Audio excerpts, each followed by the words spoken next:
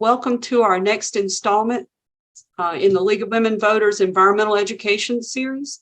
And tonight we're having a presentation from two people from Energy Alabama.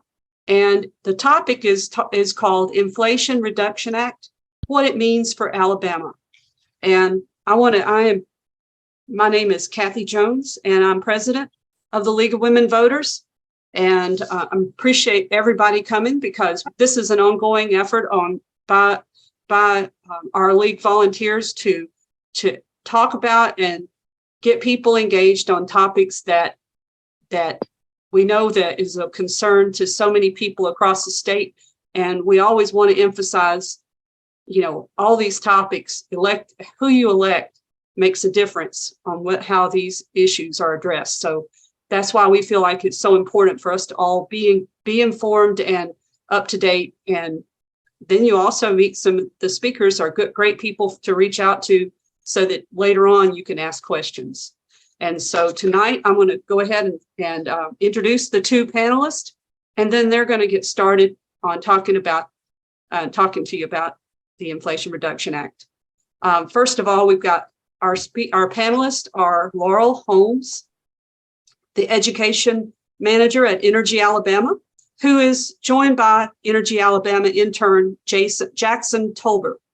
Laurel is a graduate of the University of Alabama and George Washington University, where she earned her master's in public health, her master's of public health degree. And Laurel is a champion of rural public health, and now applies her expertise in community health education and promotion to her role as education manager at Energy Alabama. Jackson is an Alabama native and a senior political science and earth ecosystems student at the University of Alabama in Huntsville. He has spent his previous 2 summers with the Environmental and Energy Study Institute and the Natural Resources Council, E2, which stands for Environmental Entrepreneurs Affiliate. And he is now interns for Energy Alabama and supports the organization's pillars of clean energy, education, and advocacy. And so I'm going to hand it back to Laurel and let her take it from here. And I guess I did need to mention some of our housekeeping, which I should have done before I did the introductions. But this is being recorded. It's not being live streamed. It's being recorded. I'm going to then load it to our YouTube channel after the meeting. If you have questions, if you would please go on mute. And if you could help me, Jean, let's make sure everybody's on mute except for Laurel and Jackson and me for right now. And if you'll put your questions in the chat, then around 7:15, we'll stop and we'll ask the questions back to them. And, we'll see what we get through. But thank you and welcome, and look forward to a great discussion. And Laurel, I'm going to hand it back to you. All right. Thanks so much for the great introduction, and thank you for having us tonight. I am going to go ahead and start sharing my screen, and we will get started. All right. Can everyone see that okay? Awesome. See your thumbs up, Jackson. Thanks for that. All right. Get all my little Zoom bars situated. Okay, perfect. So as Kathy mentioned, Jackson and I will be talking tonight about the Inflation Reduction Act, or the IRA, and what it means for Alabama. So just one note before we get started, these slides will have ongoing updates as we learn more about the IRA from the federal and state government. And so we will be updating these slides on our website as those updates occur. So the ones you see tonight may not be the ones you see a month from now or 2 months from now, but we will provide you all with the link to our IRA webpage, and you can find any updates related to the slides there as well. And so here's just a bit of an overview of the topics we will cover tonight. And here's who we are. I'm sure this is the first time some of you all are hearing about Energy Alabama. So we are a nonprofit that was established in 2014, and our mission is to provide public education and outreach on issues that will advance the adoption of clean energy in Alabama. And so our programs help partner organizations and historically underserved communities access funding to improve energy efficiency and weatherization within their homes. And our work also increases the adoption of renewable energy sources and has direct impact on sustainability of our natural resources. Energy Alabama provides education and outreach to encourage the deployment of clean energy across our state. And one of the ways that we do that is by giving presentations like the one you all are viewing tonight. So a lot of you might be wondering, what is the Inflation Reduction Act? You've probably seen headlines about it, but it's a huge bill with a lot of moving parts. And so we're here to break it down for you tonight. So the IRA was signed into law last year on August 16th. It's a budget reconciliation bill that was designed to address climate change, lower energy costs, and invest in America's energy security. It could bring up to $490 million in clean energy, climate, and decarbonization provisions to the state of Alabama. And the majority of funding programs will be available until 2032. So it is a very long-ranging program, and a lot of these tax credits and rebates and things that you'll see tonight are going to be accessible for almost 10 years. So that's very, very exciting. Another note, the IRA is the most significant legislation in US history that does what it does to address climate crisis and strengthen our energy security. And my take-home point of the IRA and how it relates to Alabama is that the IRA advocates and dedicates for investments across many sectors that could boost resiliency, reliability, and affordability of energy in Alabama. And this is absolutely crucial in our state, where 41.4% of residents have been forced to forego necessities just to cover the rising cost of their electricity bill. And that electricity is from sources that are a detriment to their individual and public health. So we're paying a lot of money for something that's not even good for us. And our hope from Energy Alabama and through the IRA is that we can alleviate some of that energy burden and improve overall health. So some key terms and definitions of the IRA. The first is direct pay. Direct pay is a new funding pathway from the IRA. It's essentially a cash payment from the federal government in the form of a tax refund, but it allows non-taxable entities like state governments, municipal governments, and tribal governments, as well as rural electric co-ops and nonprofits to access tax credit benefits. So this direct pay option really incentivizes those entities that traditionally couldn't benefit from tax credits to act on some of these IRA programs. The next are investment tax credits and production tax credits. These are federal tax credits that can be issued to individuals and taxable corporations for renewable energy that has been, and this program has been restored and extended by the IRA for projects that start construction before 2025 and phase out by 2032. I'll hit more on ITCs and PTCs a little later in the presentation. And then the next is domestic content requirement. This requirement is that IRA funded projects use 100% domestic steel and iron, as well as a certain percentage of other domestic components. These credits will be reduced to 2% if the project does not meet domestic content requirements. So I'll share with you a little later on what the base credit is, and you'll see how significant of a difference it is to hit that domestic content requirement. And the purpose of this requirement is to really spur domestic production of renewable energy supplies to help grow the green job force and bolster the economy as well. The next is an energy community. This includes 3 types of geographic areas. So the first are brownfield sites. The second are areas with previously significant employment related to extraction, processing, transport, and storage of coal, oil, and natural gas. And then third are census tracts where a coal mine has closed, coal-fired generators have been retired, and adjacent census tracts around those. So I have a map on the next slide where you'll be able to see what these energy communities look like across Alabama. And I'm sure some of them won't surprise you.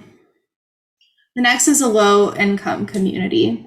So this is a census tract where the poverty rate is at least 20%, or the median family income for the tract is less than 80% of the statewide metro median family income as defined by the U.S. Treasury.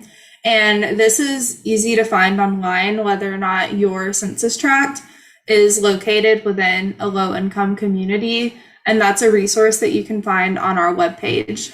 It'll take you directly to an interactive map where you can search for your address and determine what type of community you're located in. And finally, our adders. So adders are stackable tax credit incentives within the IRA for projects that are built within energy communities and low-income communities. This credit is increased by 10% for projects in one of these two communities, and it's doubled if it's in an overlapping community. And so with that, I'd like to show you where the energy communities and low-income communities are in Alabama, and also where these overlap. So the blue are those energy communities, so brownfield sites, sites of retired coal plants, adjacent census tracts to those. And then the low-income community is what we said previously. And then the green, where the blue and yellow overlap, those are where those additional adders will occur for those tax credits. So you can see around Birmingham, a lot of energy communities, a fair amount of overlap with the yellow, down in the Black Belt as well. So locations around the state that we would likely expect to fit into these categories do in fact fit. And so this is an area of concern, I think, for all of us and how we go about applying some of these IRA provisions and activating our community members and our resources to take advantage of IRA provisions within these high need communities. And so with that, I'd like to go ahead and discuss some of the active programs within the IRA. Jackson, later in the presentation, will hit on the inactive and pending programs. All of this is being done by many different parts of the federal government, and some of it has to be done by the state. And so we don't know all of the answers yet when it comes to certain provisions, but as we get those answers, we hope to share them with you. But I will go ahead and share with you the ones that we do have answers for. So the first programs are clean energy credits for homeowners. And so with that, here are those investment and production tax credits that I mentioned earlier. So the IRA extends ITCs and PTCs for renewable energy, which can then be used for residential solar energy projects as well as corporate solar energy projects. And the standard tax credit is 30% of project cost. So that's a 28% difference if the project hits those domestic content requirements that we talked about. And if you don't, then it's a 2% base credit. So there's a really strong incentive to meet that domestic content requirement. And then you can see the adders right here. There's a 10% adder for projects in energy communities, another 10% in low-income communities, and then 20% for an overlap community. So you could, in theory, have up to 70% of project costs covered by ITC and PTCs for solar. And eligible entities include individuals, states and local governments, as well as electric cooperatives. And individuals will take advantage of these credits through the IRS Form 3468. And ITCs and PTCs are available for projects beginning construction before 2025. So there is a pretty tight time frame on initiating these projects, but there's a really good incentive to do it. And so my final note on these is that you can only take advantage of one or the other, so an ITC or a PTC. And which one you choose really depends on what you're looking to get out of it. I like to use a situation of Washington State and New Mexico. In Washington State, if they were to install solar panels, they would do better with the investment tax credit because they're not going to get as much production from those solar panels as someone who installs the equivalent solar panels in New Mexico, where there's a lot more sun. So that's just something to consider if you are thinking about installing solar on your home. Next is the Energy Efficiency Home Improvement Credit. So this program increases and extends the tax credit for energy efficiency improvements of residential homes. And the credit is 30% of the project cost. Project examples for this include heating and cooling equipment, windows, doors, heat pumps, energy efficiency improvements to the building envelope, so insulation, and air sealing, as well as $150 for energy audits.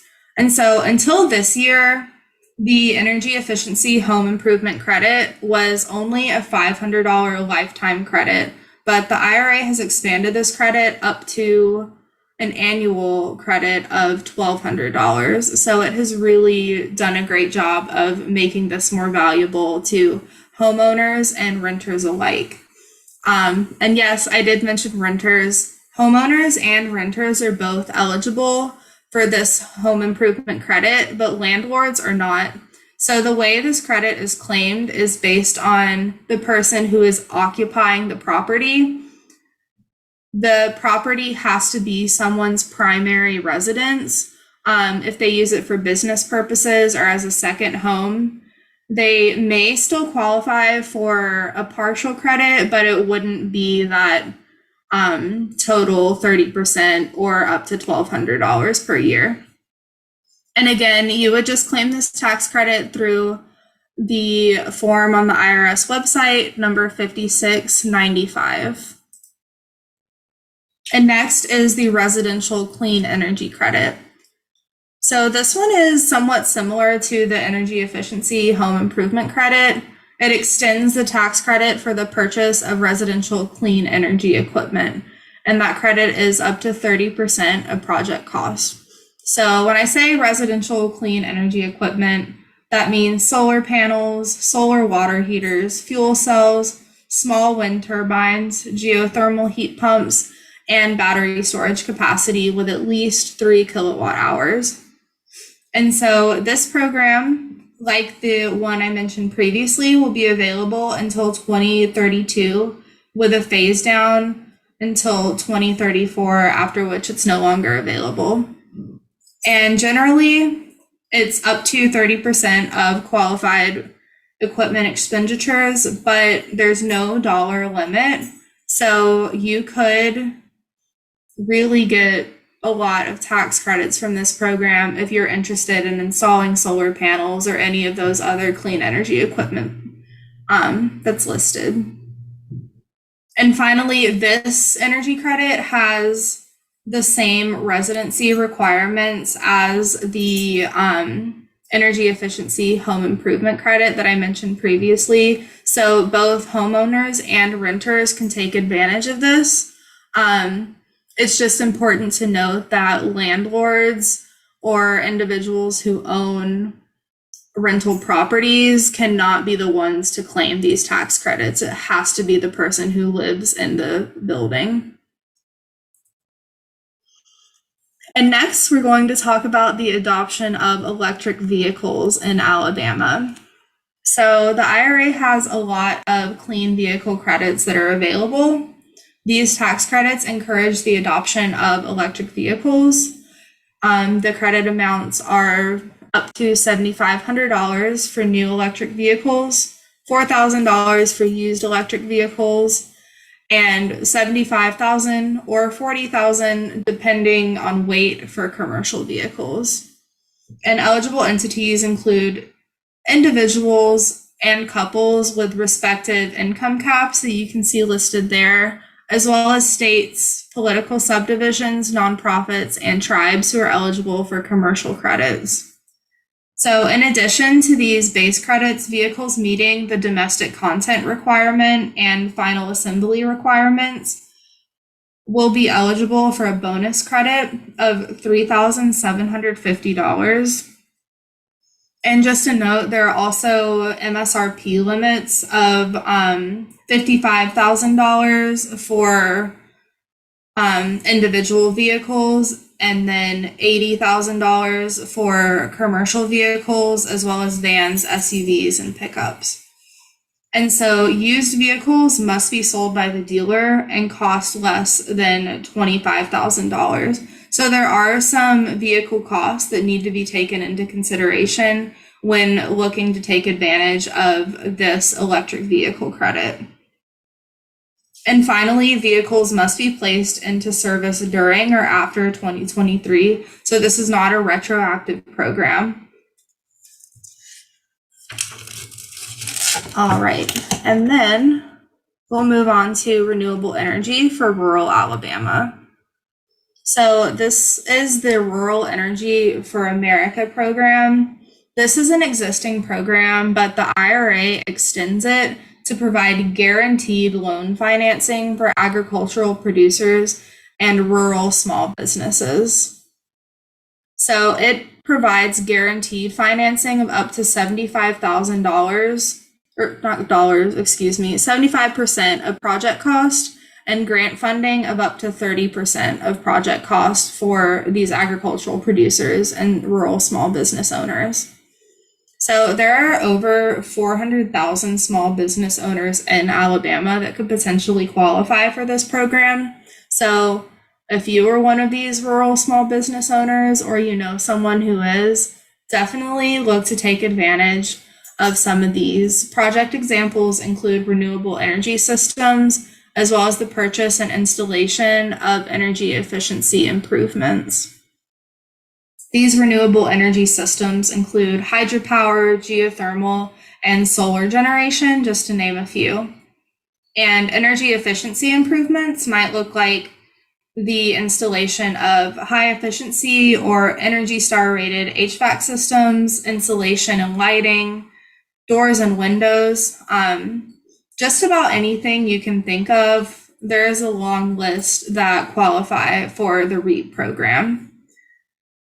And these funds will be available until September 30th, 2031. So again, almost 10 years to take advantage of this. And I mentioned rural small business owners, but also agricultural producers are eligible without any size or location restrictions. So with that, I will pass it over to Jackson to talk about the inactive and pending programs of the IRA. Awesome. Thank you so much, Laurel, and great to be with everyone this evening. So a quick note on these inactive programs. These are Inflation Reduction Act programs that we are either waiting on federal guidance as they design and put out directions for these programs, or we're waiting on state action, meaning the state has to opt into the program in order for it to activate. Many times it's both. But basically, what I'm about to show you, it's just to give you an idea of what is possible with all of this funding. And there's going to be probably a lot of repeat overlap words with efficiency and upgrades and all of that. But just know that there's a lot of great money coming our way that can be used. So the first category of developing programs I'm going to touch on is funding for home efficiency. And the first one is called the Green and Resilient Retrofit Program. This is a program from the Department of Housing and Urban Development, that provides loans and grants to HUD-assisted properties to improve their energy or water efficiency, to enhance air quality, to upgrade their climate resilience. If we talk about flooding, it's a very wide open range of upgrades that can be provided. So think like mainly apartments, multifamily use buildings. And so the total funding amount for this program is around $837 million. But of course, that's on a federal level. When it comes down to the state and the individual projects, the amount of money you can get really just depends on the project that you're looking to achieve. But this is great for low-income communities and buildings for upgrading their efficiency, especially older buildings.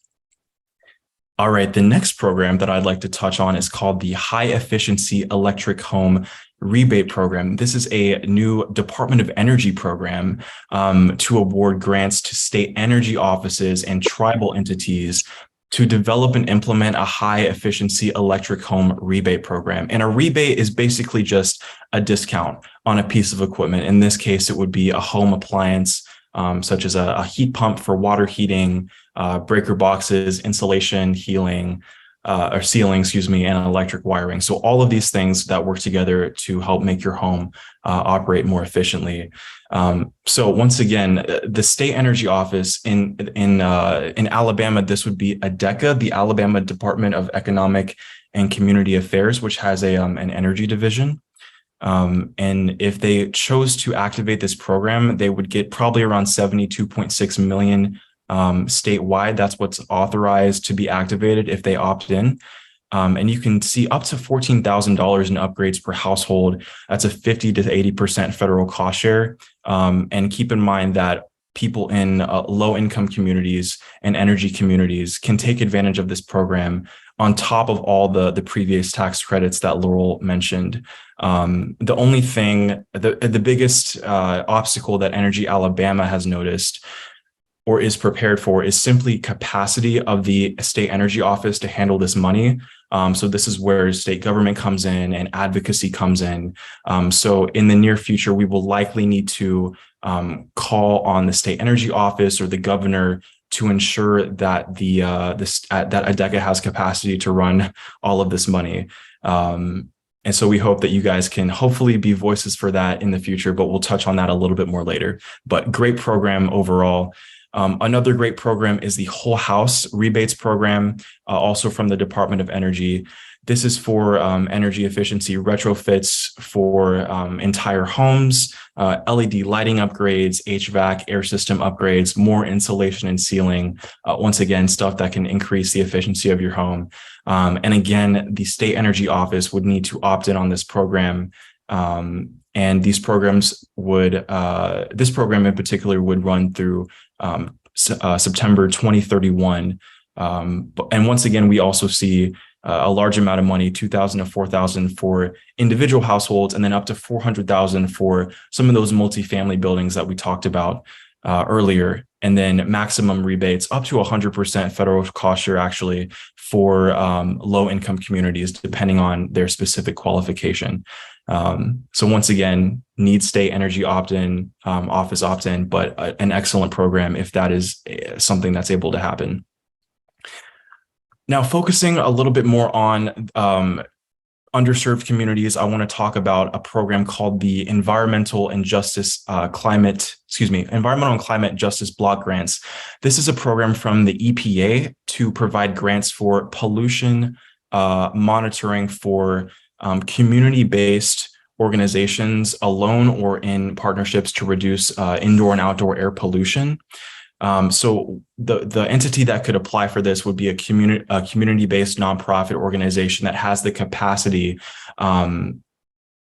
to monitor pollution in its community.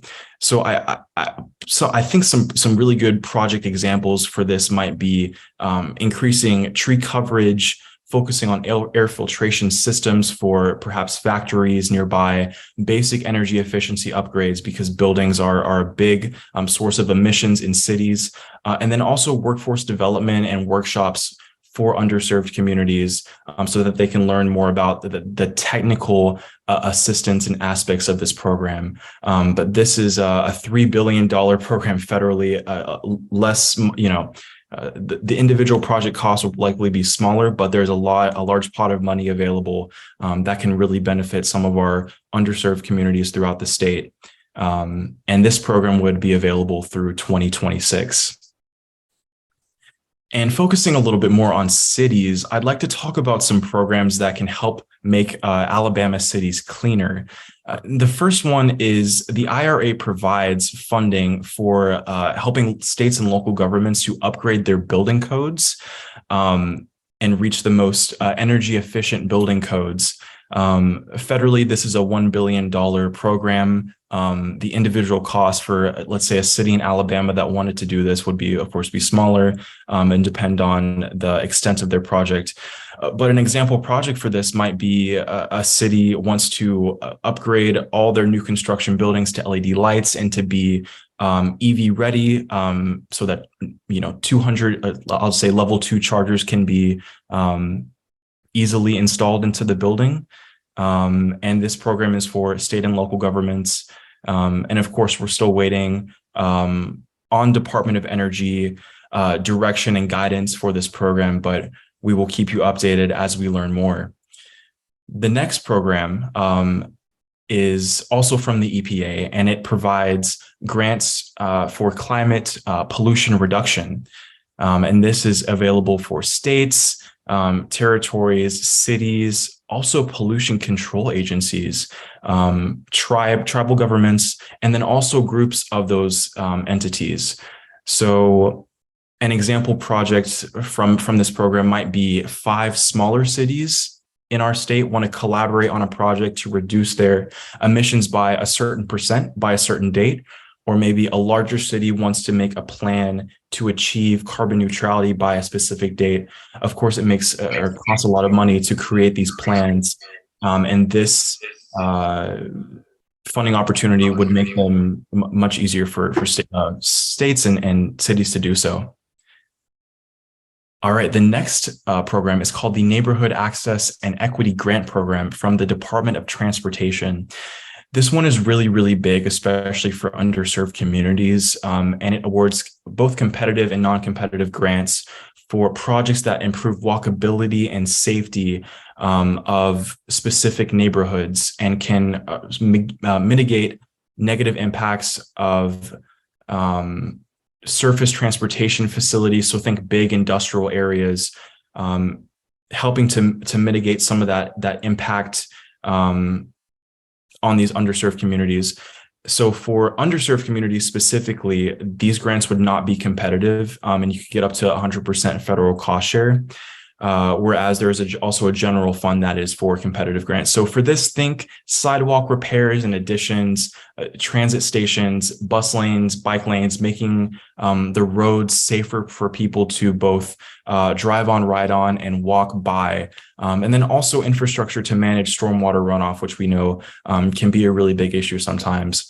Eligible entities for this are once again state and local governments. So both states and cities would be able to opt in this program, tribal governments, public transportation authorities, nonprofits, and also institutions of higher education. So a lot here. This is a $3.2 billion program federally that's available through 2026. And of course, we are still waiting on some guidance and direction for this program, but a really great program to keep in mind.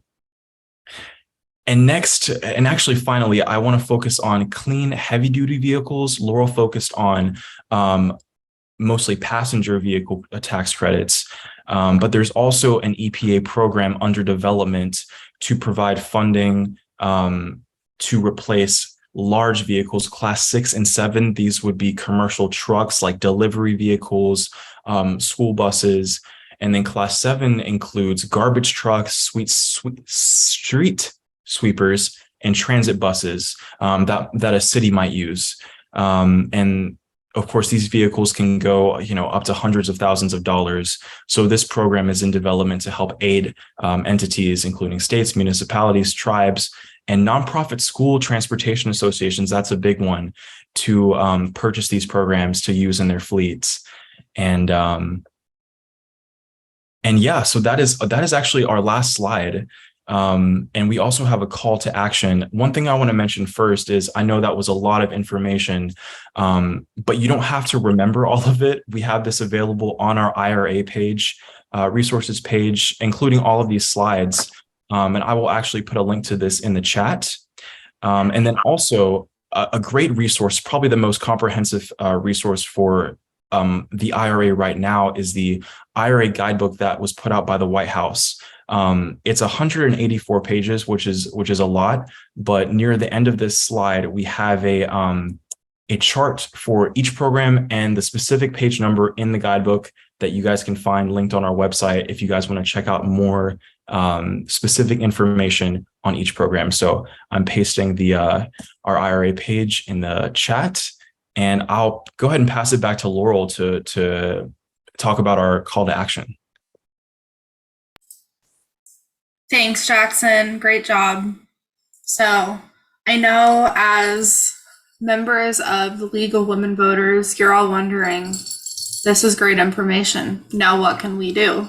So first of all, there's a lot of active programs already that you as an individual can take advantage of, and you can encourage your friends and your family members and members of your community to also take advantage of. Those will not only improve your life, but they'll improve the lives of others around you as they are climate friendly and environmentally conscious decisions that you would be making. So, what can you do for your community? The first and foremost action that you can take is to engage your local leaders to take advantage of these funding opportunities.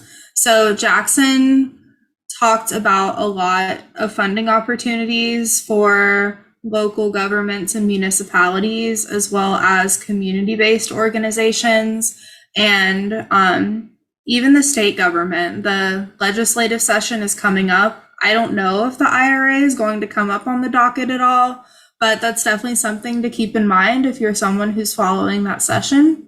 And, advocate to your local leaders. Write them letters, give them a call, show up in their office, tell them why this matters and what good can come of some of these programs.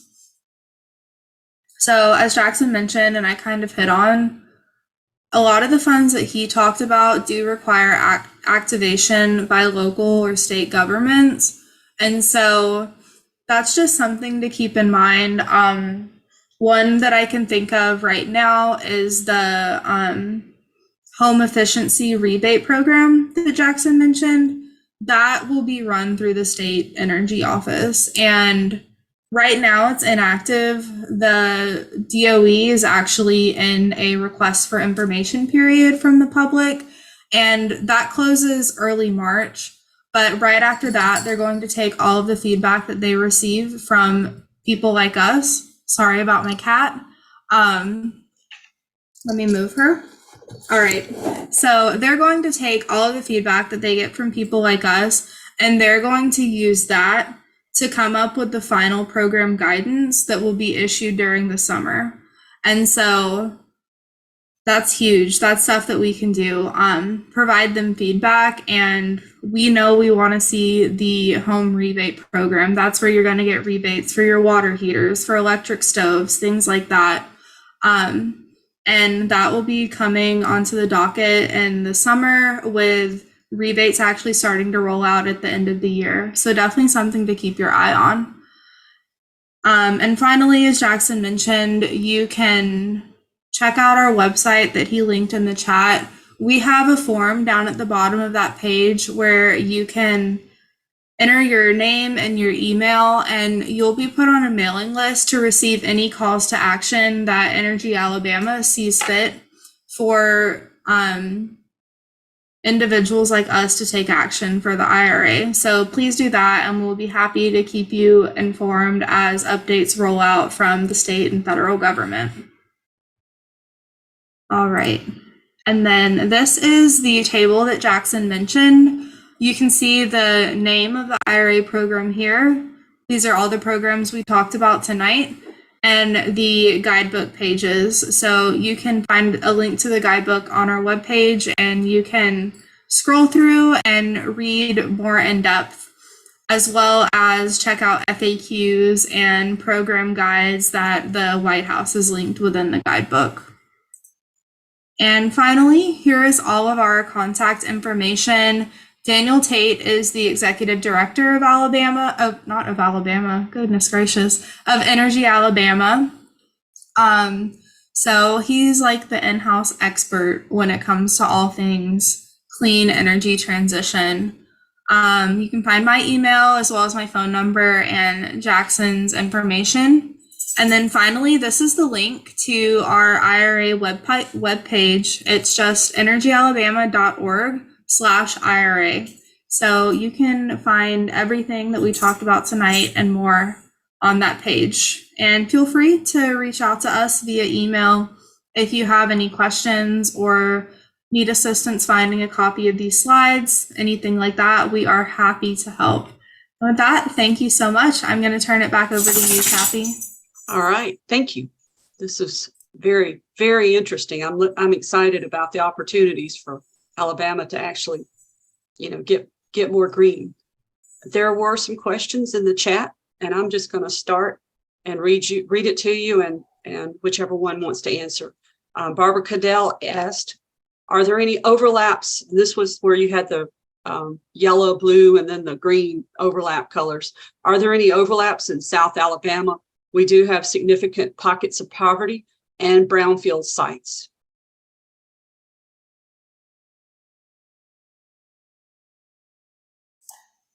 There is an interactive map that's available online where you can go to find. You can zoom in and see what kind of overlaps exist. It's by a private organization called STEM Inc. So it's not our map. It's not a map from the federal government, but it is a pretty good resource for looking at those overlaps. Currently, the federal government doesn't have anything that shows those overlaps. Jackson just linked it in the chat, so feel free to go there, and that will give you some more information about where those specific overlaps you might be interested in are. All right, and thank you. So she had a follow-up that says, "Are the residential tax credits you just mentioned only for solar?" No, they're not only for solar. Jackson, it looked like you wanted to say something, so I will allow you to jump in. Sure, yeah, no problem. So yeah, to answer the question, no, not just solar, also technologies like fuel cell, geothermal, small scale wind, and also energy storage, also like some microgrid stuff, very, very technical stuff. But I think in terms of what would be most applicable to homeowners in Alabama, it would be solar, unless you just have a lot of property and want to install a wind farm. Yeah. So when do these credits become available to Alabamians? The tax credits are already available. You would just have to submit those IRS forms that we have listed on the slides. So be for 2022 or for 2020? Not for 2022. All of the programs are active beginning 2023, so nothing's retroactive. So okay. Keep this in mind for your 2023 taxes next year. Yeah. So how do, from Nancy Muse, how do solar panels benefit the homeowner if there's no buyback from the local utility or power provider, such as TVA, which doesn't buy back, or it says, such as the former TVA Generation Partners program, which ended in December of 2019. Is the energy stored on site or does it go into the grid?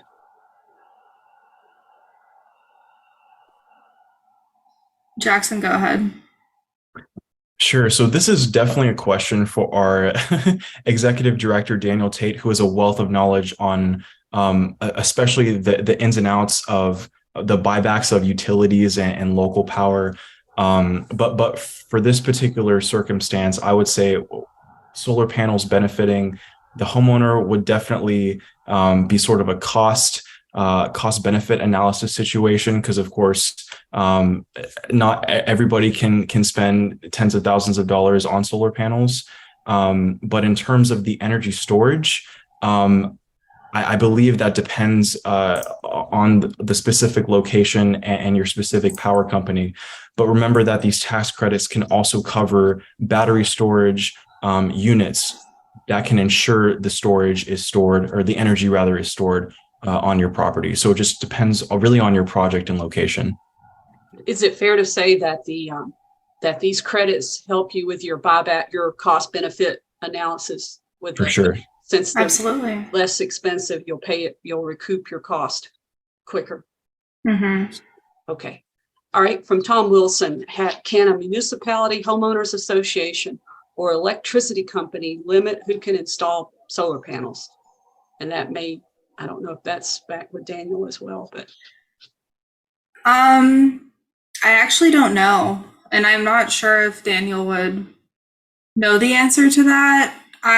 Just knowing how HOAs work, I would imagine if they have a restriction on solar panels on the rooftop, then that would be something that you would have to contend with, unfortunately. Okay. All right. Thank you. Is legislation required to implement these programs that you said were inactive that require state action? Specifically for the state energy office programs, no, state legislation would not be required, because the federal piece of legislation has already passed. It passed last August, but I think what would be required would be a sort of planning process and a lot of analysis on part of the state energy office in order to come up with a plan to submit to the Department of Energy or the Department of Transportation in order to gain access to that funding. Okay. I was thinking about the ballot amendment we had last November for broadband was implementing, giving the cities and counties the authority to do contracts with either government or non-government entities. You know, that might be something maybe we need to look into when we start trying to actually implement these programs, or I guess we'll hear more later. For sure. All right. And so Michael Bailey asked, does community-led have to be a nonprofit entity, or can it be individuals? It has to be, I guess you're talking about the environmental justice grants. Those have to either be nonprofit led or local government led, depending on which grant you're applying for. They're pretty strict about that. Okay. But it's a good point to mention, if you are an individual interested in this, a big part of the grant selection process for that program is looking at the coordination and partnering of different groups and individuals. So, you know, if you're just an individual, you can get your boots on the ground and activate some nonprofits to partner with you to take advantage and do something in your community with that. Okay. And I see Michael has his hand up, and that was his question. So did that answer your question? I had a different question, but I wasn't trying to jump the line if there were other ones after me. I actually just couldn't decide between the raise hand and the typing it in. So. Okay. Well, I'll tell you what, in just a minute, I'll put your hand back up and we're about to get through the end of the questions. Sounds good. And all right. And Cindy Prater was asking about she had a question. So she was asking about the full session. We're recording this, and it's going to be loaded onto the YouTube channel, that the League of Women Voters of Alabama YouTube channel. And then we'll be posting that for everybody to look at their leisure, but we'll also send it out to everyone that was registered for this meeting. And I guess Laurel and Jaxon, if you can send me your charts in a PDF format, then I will attach that to this email as well. And with your, if you can send me your email contact information, we'll just put it in there to push it back to everybody. Sounds great. All right. And could the Neighborhood Access and Equity Grant Program be used to fund the Alabama Transportation Trust Fund?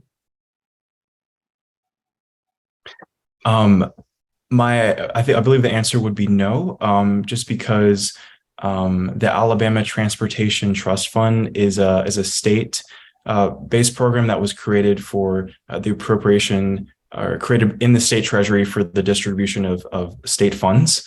And this would be a federal program. But I think if both were activated at the same time, they can definitely complement each other in terms of achieving what we want to see around transforming and upgrading our transportation systems. And the same for the Alabama Housing Trust Fund. Okay. All right. More work to do on that, I guess. Try to get a Alabama funding. All right. And let's see. I think now we have a few more minutes to open up for people to ask questions. And I guess I'm going to put it on gallery view. So Michael, you had a question. So why don't you go first and then anyone else? Yeah, I was curious if schools can get any of these rebates or if they're able to make use of this funding for some of the energy improvements. I know a lot of HVAC stuff showed up for homes in some of these slides, and I'm interested in, because we work, I work on getting schools to improve air quality, to keep students attending class and healthy and all that. I'm wondering if that's something that schools should know about. Like I should be getting schools in touch with facts about this, or maybe not.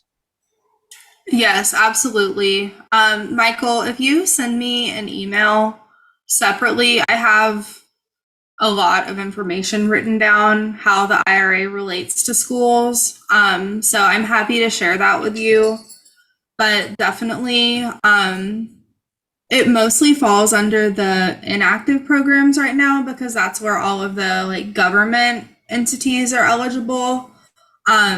But absolutely, there's a place for schools in these. Okay. Conditionally, based on your answer, I was going to potentially tell you about something, so I'll tell you about it because it sounds like it is applicable.